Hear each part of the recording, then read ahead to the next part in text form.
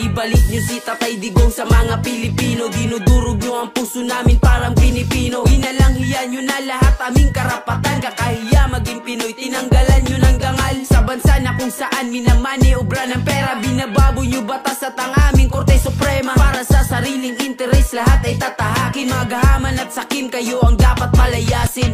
Parang winalan nyo kami ng ama, isang tunay na leader na mahal namin talaga. Hinangad niya lang sa bayan natin maipadama ang saganang pamumuhay na walang takot na dala. Binangga niya ang lahat para ang bayan ni Juan makatikim na mapayapang buhay at masimulan na tumayo at makabangon dahil sa kaululan ng mga ganid na politikong walang kabuluhan. Durugista, kriminal, rapist at magnanakaw. Tinugis niya at ang kamay na bakal ng ibabaw. Kaya maraming elitista na sa kanya ayaw dahil di siya kayang diktahan ng mga utak bangaw. Pas ngayon niyuyurakan ng pangalan niyan, dala ng mga taong nasa posisyon mapagsamantala. Mga walang utang na loob na dinadala, pagtanaw na lang sana ang pinalibing ang kanyang ama. Ibalik niyo si Tatay Digong sa mga Pilipino. Dinudurog niyo ang puso namin parang Pinipino. Hinalanghiyan niyo na lahat aming karapatan. Kakahiya maging Pinoy, tinanggalan niyo ng dangal. Sa bansa na kung saan minamani obra ng pera. Binababoy niyo batas at ang aming Korte Suprema. Para sa sariling interes lahat ay tatahakin. Magahaman at sakim, kayo ang dapat palayasin. Halatang pamumulitika, handa nilang tahakin ang lahat at si Tatay Digong ay kanilang sirain. Pero di nyo kaya linlangin ang mga puso namin. San katutak na ayuda man ang ibigay nyo sa amin. Dun kami sa tunay na may malasakit sa bansa. Dun kami sa tinatawag nyo ngayon na matanda. Dun kami sa taong nararamdaman ang aming hirap. Dun kami sa leader na may pakialam sa mahihirap.